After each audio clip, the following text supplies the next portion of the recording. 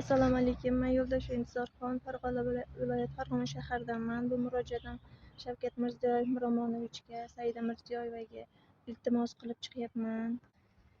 Iltimos, prezidentimizga yetib borishlarigacha yordam beringlar. Sizlardan Alloh rozi bo'lsin. Uy-joy so'rab borgan edik. Toshkent viloyat hokimi, shahar hokimi hammalariga kirib chiqdim. Mana natija yo'q. Amaliy yordam berishingizni so'rayman. Ijarachilarimiz tezroq bo'shatinglar deb 1 oydan beri to'ydirib yuborishdi. Qatga boraylik, mana hamma tayyorlagan dokumentlarim turibdi. Mana qarorlarim ham qo'limda. Siz oldingizga borgancha mana shuncha xat bo'lib ketdi.